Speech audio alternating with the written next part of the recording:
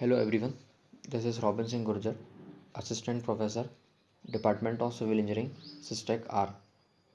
In the previous video, we have seen that what are influence lines, how influence lines are drawn for various stress resultant such as for shear force at a point, for bending moment at a point, for support reactions, and also we have determined maximum shear force, maximum bending moment at particular section, as well as absolute maximum bending moment and shear force for different types of loading. In this video we will see how influence lines are used to determine maximum shear force and maximum bending moment in case of train of loads. So we will see with them.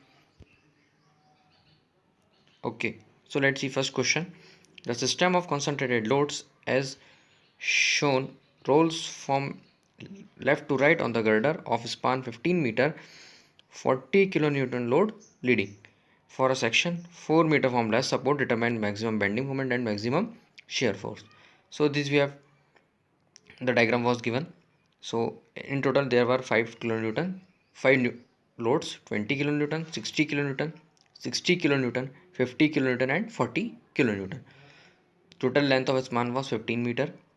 So first of all we will make the shear force diagram, ILD diagram for shear force. The maximum ordinate for negative shear force at C will be given by 4 upon 15. That means this Z upon L, and the maximum positive ordinate will be given by L minus Z upon L, that is 11 upon 15. 15 minus 4 upon 15. Okay, so this we have drawn this ILD. Okay, so from this diagram we can see that maximum negative shear force will occur when maximum loading will be on this side of the section.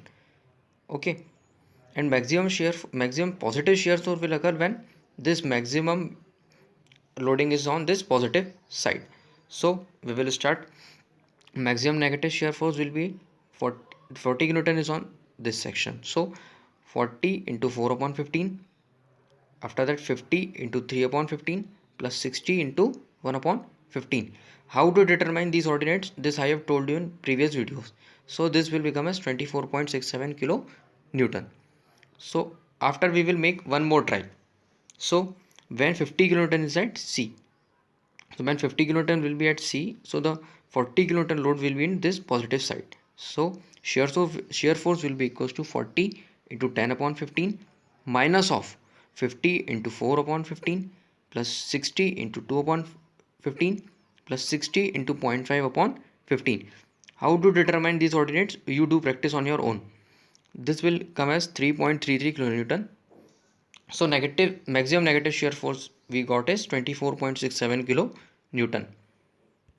Similarly, for positive shear force, the whole loading should be on the right hand side of the section. So that will come 20 into 11 upon 15 plus 60 into 9.5 upon 15 plus 60 into 8 upon 15 plus 50 into 6 upon 15 plus 40 into 5 upon 15, that is 118 kilo Newton. So since 20 kilonewton is light load, let us try the another case when trailing load 60 kilonewton is at C. So in that case, shear force will be equals to minus 20 into 2.5 upon 15 plus 60 into 11 upon 15 plus 60 into 9.5 upon 15 plus 50 into 7.5 upon 15 plus 40 into 6.5 upon 15. That will come as 121 kilo Newton. Therefore, maximum positive shear force occurs when trailing 60 kN load is on the section and its value is 121 kN. See, I can tell you the conditions or the procedure to solve the question or concepts. I can't tell you the calculation of these ordinates in every question. So you do practice to calculate all these ordinates. Okay, now for maximum bending moment. So maximum bending moment at a section occurs when average loading on both sides of the section is equal. But it is not every time possible that you get equal average of loading on both sides of the beam. So we make another trial and error. First we cross the load 40 kilonewton. So average loading on left side, that is AC, equals to 190 upon 4, that is 47.5.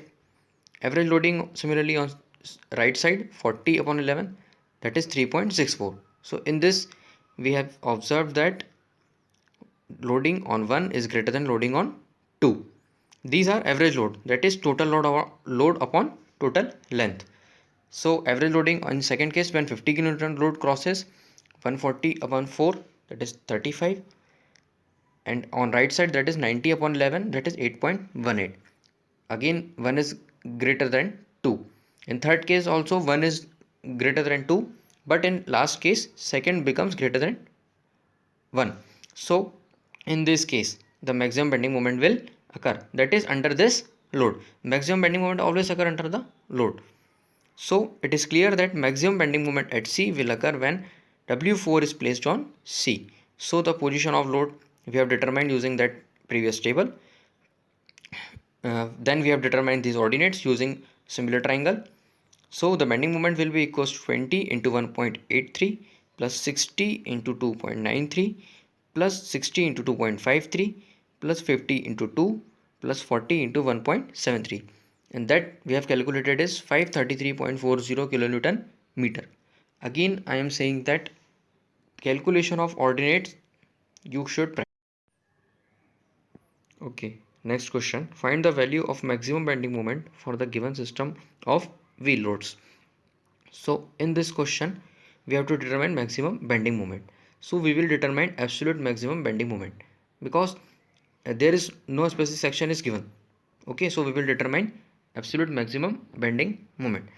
So for maximum bending moment, the load should be placed on the span in such a way that the resultant of all loads and the heaviest load is equidistant from middle of the beam.